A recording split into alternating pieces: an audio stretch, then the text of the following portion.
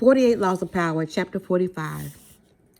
Preach the need for change, but never perform too much at once. Everyone understands the need for change in the abstract, but on the day-to-day level, people are creatures of habit. Too much innovation is traumatic and will lead to revolt.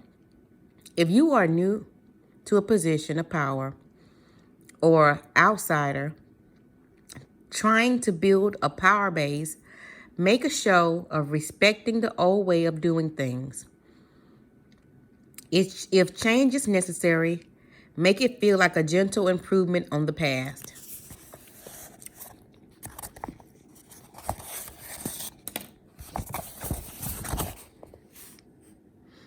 Sometime in the early 1520s, King Henry VIII of England decided to divorce his wife, Catherine of Aragon, because she had failed to bear him a son, and because he had fallen in love with the younger and comely Anne Boleyn.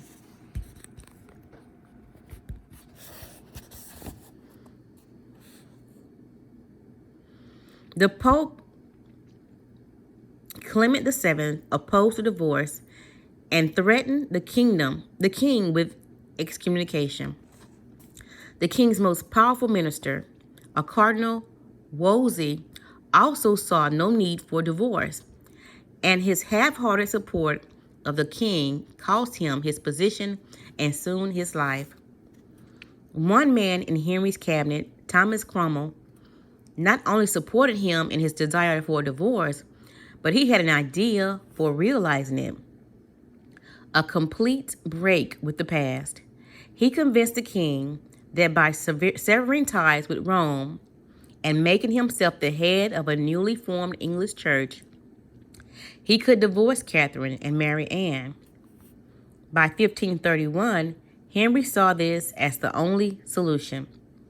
To reward Cromwell for his simple but brilliant idea, he elevated this son of a blacksmith to the post of royal counselor.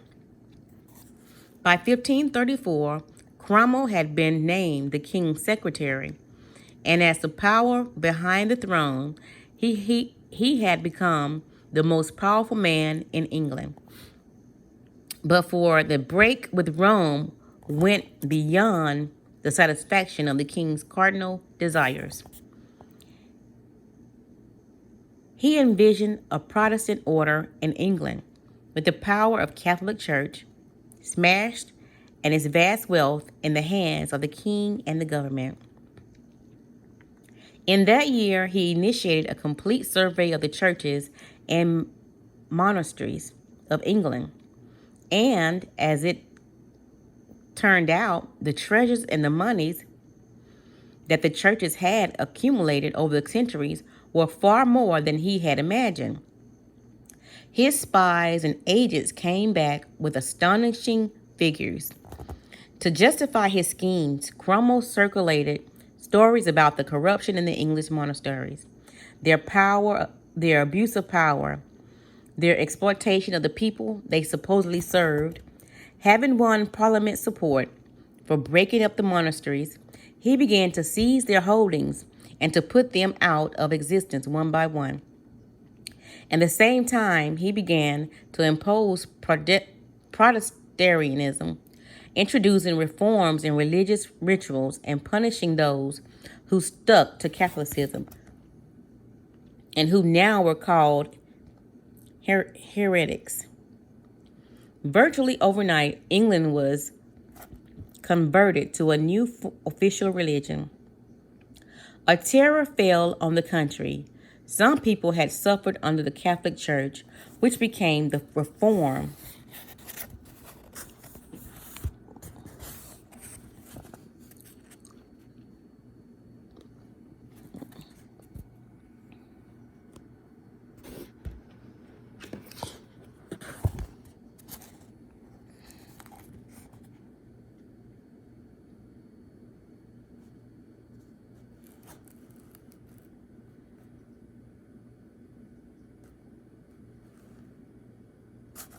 Some people had suffered under the Catholic Church, which began the reform, had been immensely powerful, but most Britons had strong ties to Catholicism and to its conforming rituals. They watched in horror as churches were demolished, images of the Madonna and saints were broken in pieces, stained glass windows were smashed, and the church's treasures were confiscated, which monasteries that had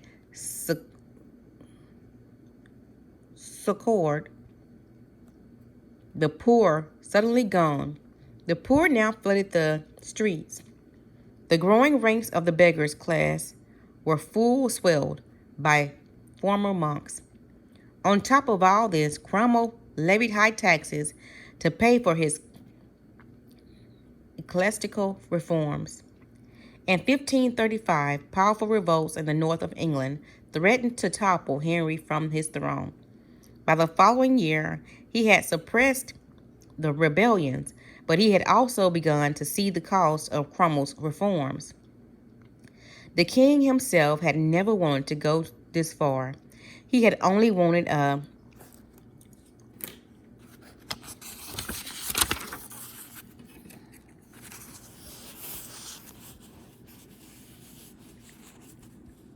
divorce. It was now Cromwell's turn to watch uneasily as the king began slowly to undo his reform, reinstated Catholic sacraments, and other rituals that Cromwell had outlawed. Sensing his fall from grace in 1540, Cromwell decided to regain Henry's favor with one throw of the dice. He would find the king a new wife. Henry's third wife, Jane Seymour, had died a few years before, and he had been pinching for a new young queen. It was Cromwell who found him one, Anne of Cleves, a German princess, and most important to Cromwell, a Protestant. On Cromwell's commission, the painter Holbein produced a flattering portrait of Anne. When Henry saw it, he fell in love and agreed to marry her. Cromwell seemed back in favor. Unfortunately, however, Holbein's paintings was highly idolized, and when the king finally met the princess, she did not please him in the least. His anger against Cromwell, first for the ill-conceived reforms, now for settling him with an unattractive and Protestant wife, could no longer be settling him with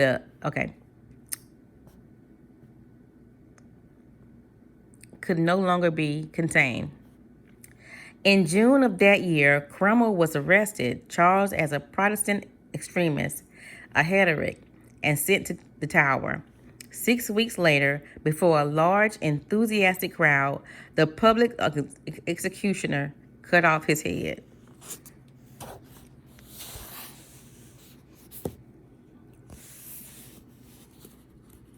Thomas Cromwell had a simple idea. He would break up the power and of wealth of the church and lay the foundation for Protestants in England. And he would do this in a merely short time. He knew his speedy reforms would cause pain and resentment, but he thought these feelings would fade in a few years. More important, by identifying himself with change, he would become the leader of the new order, making the king dependent on him. But there was a problem in his strategy. Like a billiard ball hit too hard against a cushion, his reforms had reactions or carums he did not envision and could not control.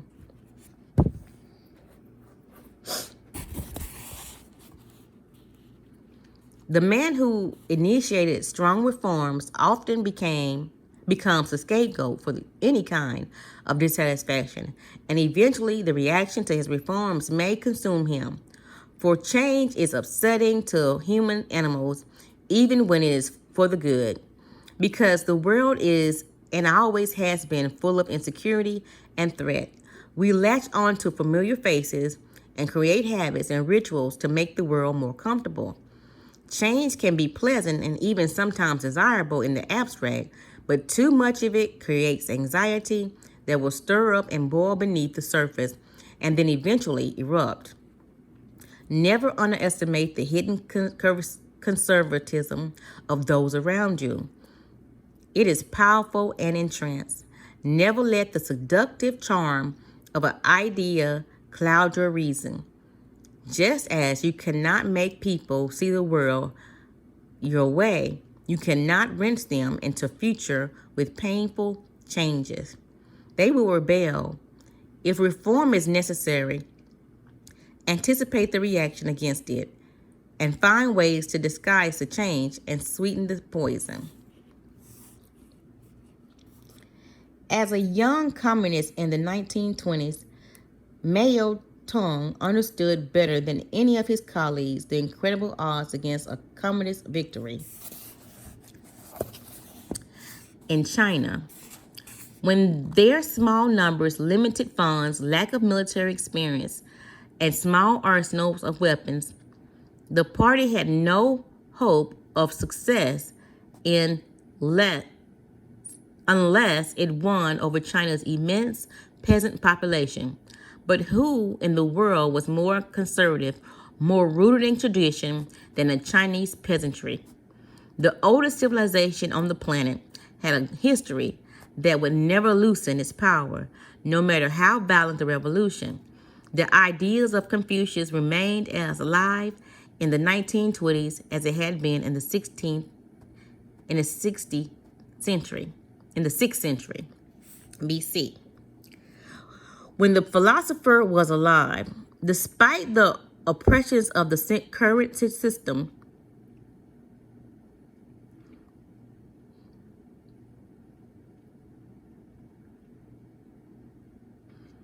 would the peasantry ever give up the deep-rooted values of the past for great unknown communism? The solution, as Mao saw it, involved a simple deception. Cloak the revolution in the clothing of the past, making it comforting and legitimate in people's eyes. One of Mao's favorite books was the very popular medieval Chinese novel, The Water Margin, which recounts the exploits of Chinese Robin Hood and his robber band as they struggle against a corrupt and evil monarch.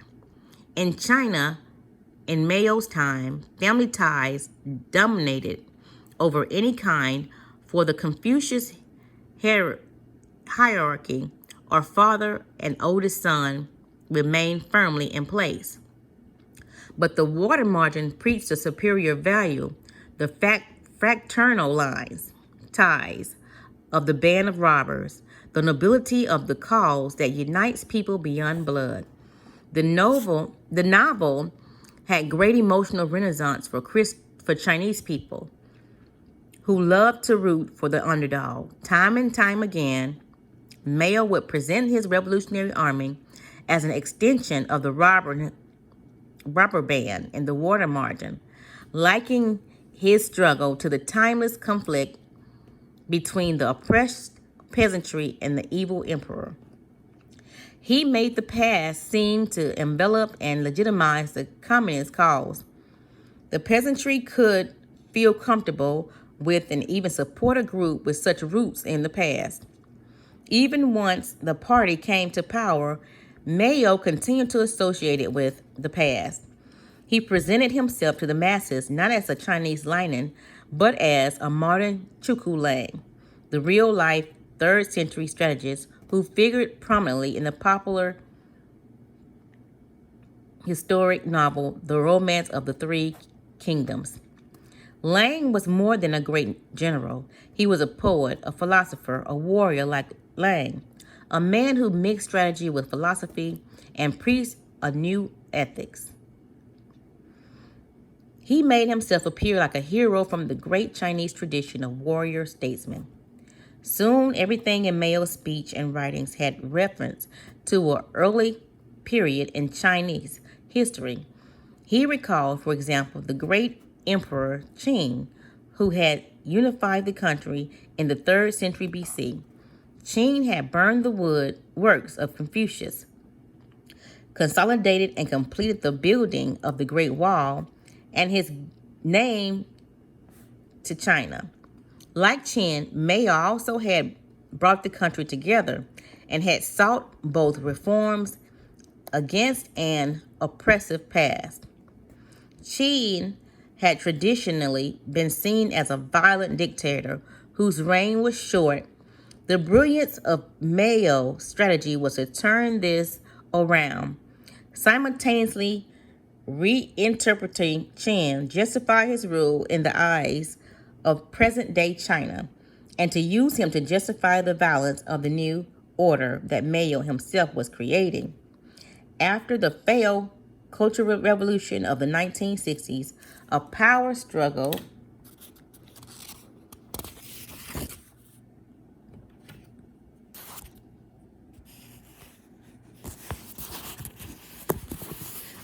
emerged in the Communist Party, in which Mao's main foe was Lin Pao, once a close friend of his. To make clear the masses the difference between his philosophy and Lin's, Mao once again explored the past. He cast his opponent as representing Confucius and philosopher Lin. In fact, would constantly quote, and Confucius signified the conservatism of the past.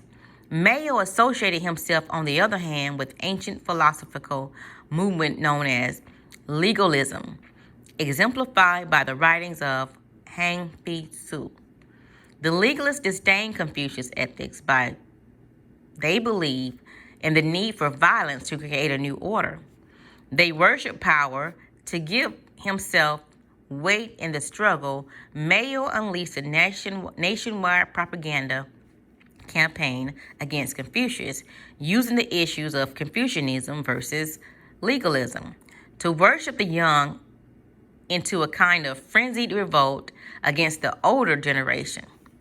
The grand context enveloped in rather banal power struggle, and Mao once again won over the masses and triumphed over his enemies. No people had a more profound attachment to the past than the Chinese. In the face of their enormous obstacles to reform, Mao's strategy was simple. Instead of struggling against the past, he turned to his advantage, associating his radical communists with the romantic figures of China's history, weaving the story of the War of the Three Kings into the struggle between the United States, the Soviet Union, and China. He cast himself as Zhuge Liang, as the emperor had.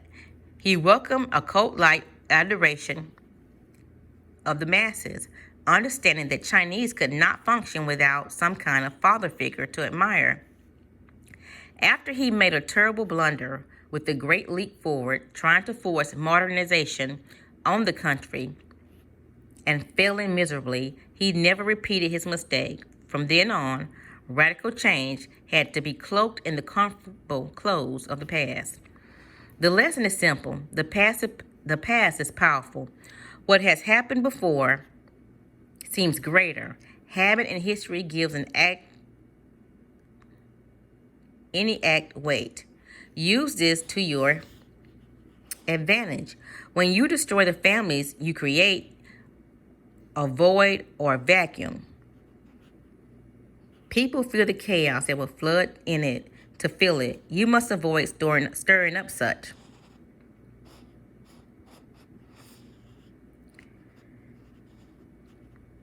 Fears at all costs. Borrow the weight and legitimacy from the past, however.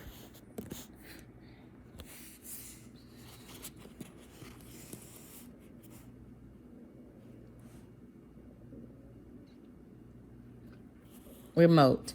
To create a comforting and familiar presence. This will give you an actions romantic association, add to your presence, and cloak the nature of change you are attempting. It must be considered that there is nothing more difficult to carry out, nor more doubtful of success, nor more dangerous to handle than to initiate a new order of things. Human psychology contains many dualities, one of them being that even while people understand the need for change, knowing how important it is for institutions and individuals to be occasionally renewed. They all they are also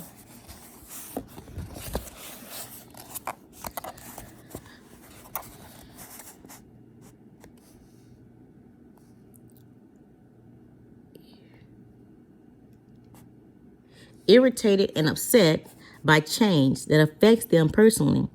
They know that change is necessary and that novelty provides relief from boredom, but deep inside, they cling to the past. Change is the abstract or superficial change they desire, but a change that upsets core habits and routines is deeply disturbing to them.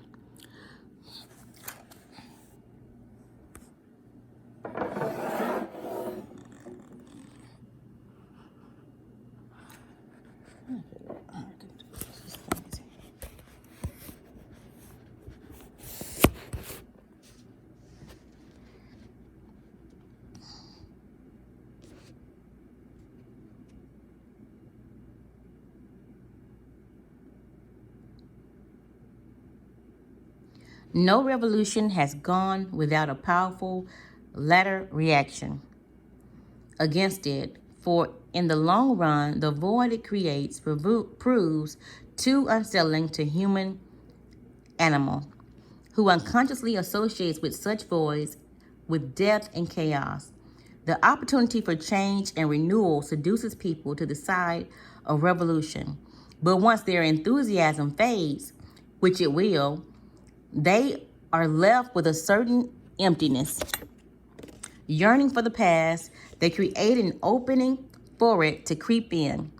For Machiavelli, the prophet who preaches and brings change can only survive by taking up arms. When the masses inevitably yearn for the past, he must be ready to use force. But the armed prophet cannot last long unless he quickly creates a new set of values and rituals to replace the old ones, and to soothe the anxieties of those who dread change. It is far easier and less bloody to play a kind of con game.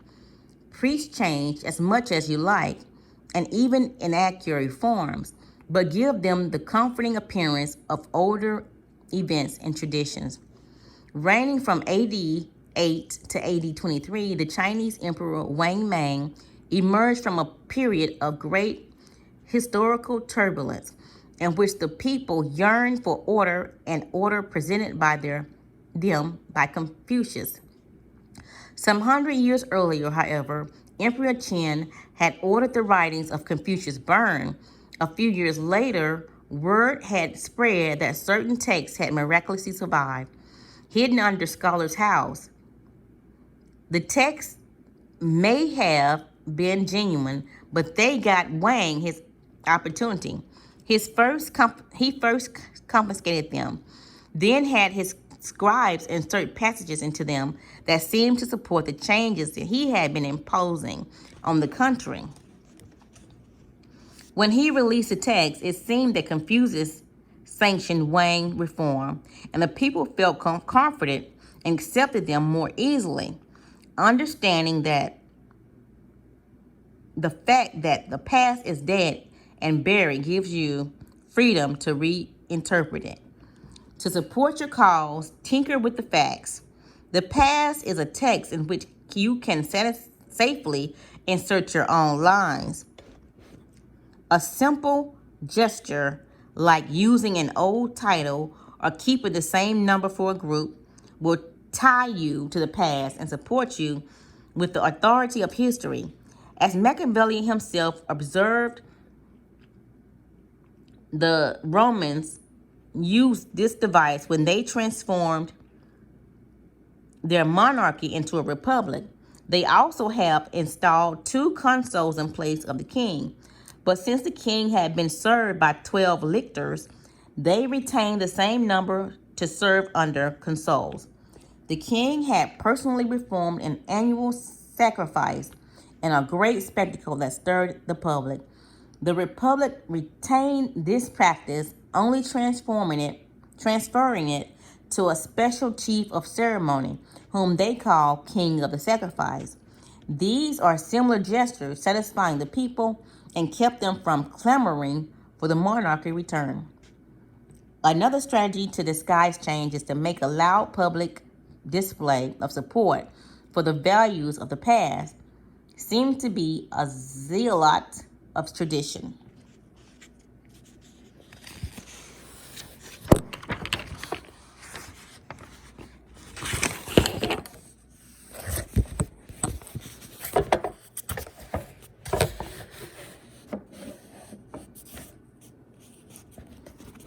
And few will notice how unconventional you really are.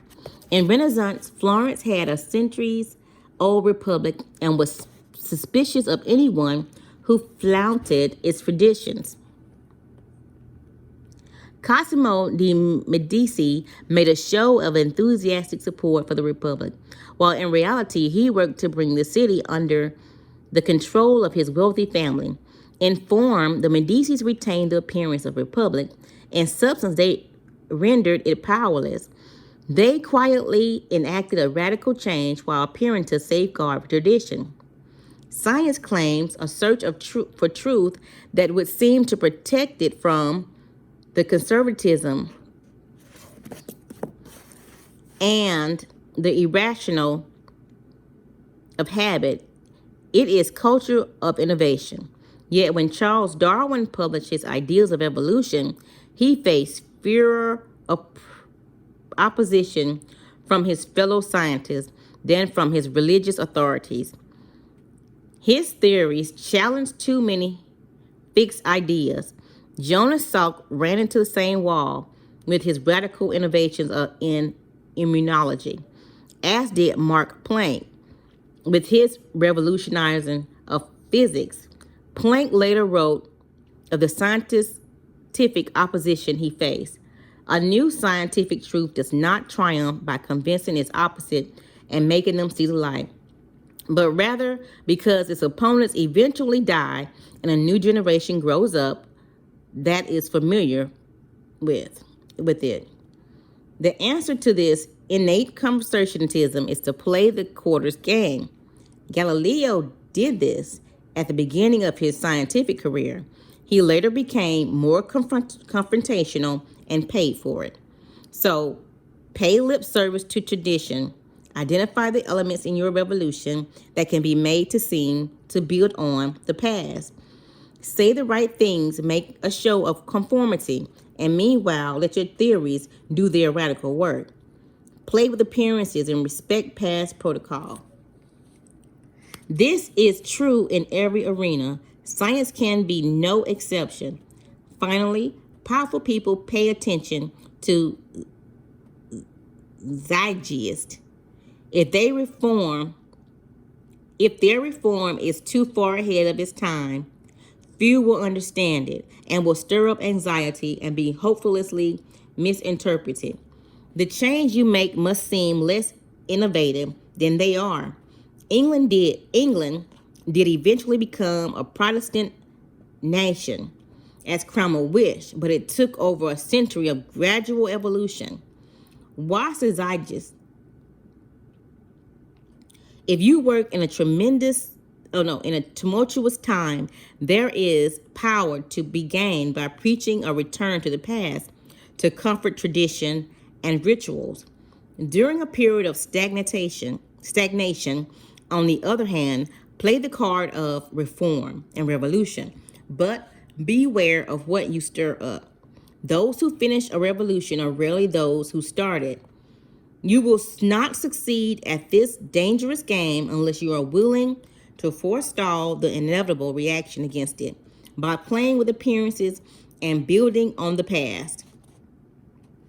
He who desires or attempts to reform the government of a state and wishes to have it accepted must at least retain semblance of the old reforms, so that it may seem to the people that there has been no change in their institutions Even in fact, they are entirely different from the old ones.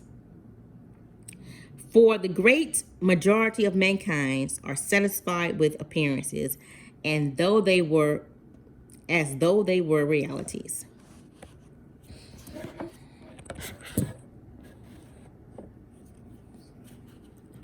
The cat, creature of habit, it loves the warmth of the familiar. Upset its routine, disrupt its space, and it will grow unmanageable, and psychotic, placated by supporting its rituals. If change is necessary, deceive the cat by keeping the smell of the past alive. Place objects familiar to it in strategic locations. In the past, no, the past is a core to be used as you see fit. What happens in the recent past was painful and harsh. It is self-destructive to associate yourself with it. When Napoleon came to power, French Revolution was fresh in everyone's mind. If the court that had established had borne any resemblance to the lavish court of Louis XVI and Marie Antoinette, his courtiers have spent all their time worrying about their own necks. Instead, Napoleon established a court remarkable for its sobriety and lack of ostentation. It was the court of a man who valued work and military virtues. This new form seemed appropriate and reassuring. In other words, pay attention to the times, but understand if you make a bold change from the past, you must avoid it at all costs. The appearance of a void or vacuum. You will create terror. Even an ugly recent history will seem preferable to an empty space. Fill that space immediately with rituals and forms, soothing and growing familiar. These will secure your position among the masses. Finally, the arts, fashion, technology would seem to be areas in which power would come from creating a radical rupture with the past and appearing cutting edge. Indeed, such a strategy can bring great power, but it has many dangers. It is inevitable that your innovations will be outdone by someone else. You have little control. Someone younger and fresher moves in a sudden new direction, making your bold, innovative of yesterday seem tiresome and tame today. You are forever playing catch up. Your power is tenuous and short-lived. You want a power built on something more solid. Using the past, tinkering with tradition, playing with convention. To revert it will give your creations something more than a momentary appeal. Periods of dizzy change disguise the fact that a yearning for the past will inevitably creep back in. In the end, using the past for your own purpose will bring you more power than trying to cut it out completely, a futile and self-destructive endeavor.